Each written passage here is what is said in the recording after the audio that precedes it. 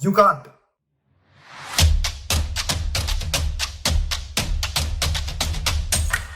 I want you to think about your life when you were young. The number of times you heard this you can't must have been overwhelming. In fact, between us, we probably asked this question to like 1,000 people, and majority of them, as they were growing up, they heard you can't do this, you can't go there, don't do this, don't do that. And today we want to share a small story from our own life, especially when we were well into our 40s, and especially when life was really going tough. So this was at a time when, after 2 decades of experience in the corporate, 40 years between us, 40 years of experience, we decided to get into entrepreneurship. Well, Kapil was already into business a year before, and we weren't doing very well financially. I was stuffing it up, to be honest. He's very nice. I was actually really stuffing it up.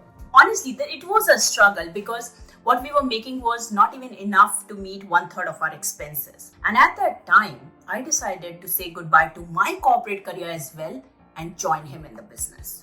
You can imagine what we would have heard from the family, from friends, from relatives.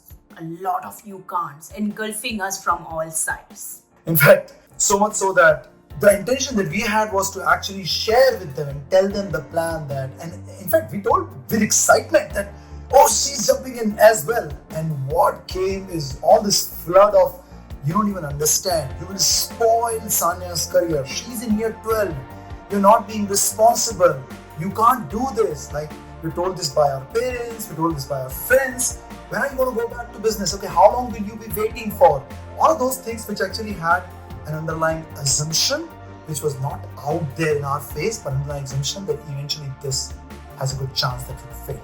And at that time, it was all the conventional wisdom, which was actually mentioned by friends and family who really had their best interest in their heart, but they didn't really understand what we really wanted.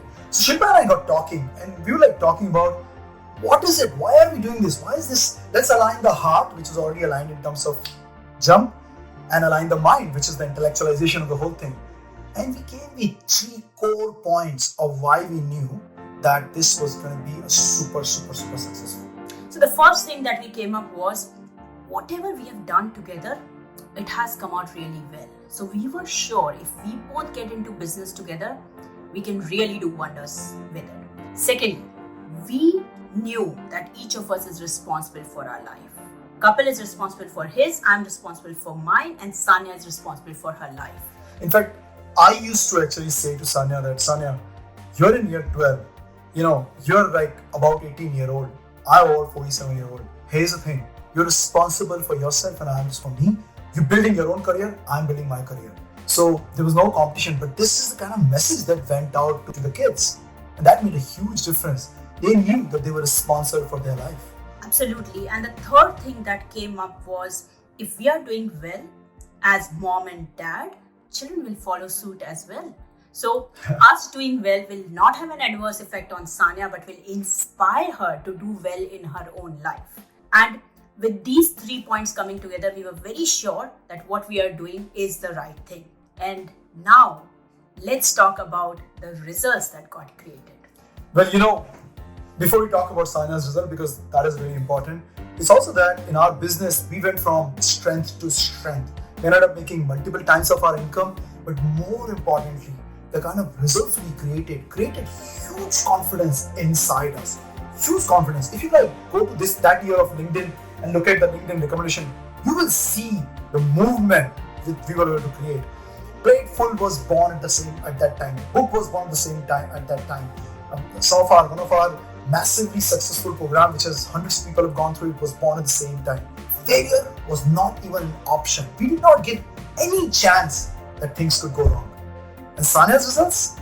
Well, that is another story. She scaled a peak. So, talking about Sanya, she got an ATAR of 97.95. With all this activity happening in the house, all this hustle and bustle happening outside her room, she got a state level rank and she was picked up by the government for the Young Writers Showcase Award. And she started her coaching journey, coaching younger children to prepare for year 12. And in that process, she was making much more than than the seasoned tutors in our community because of the results that she had created for herself. Now, I'm not saying that it was a cakewalk. It was not a cakewalk at all. We had multiple failures.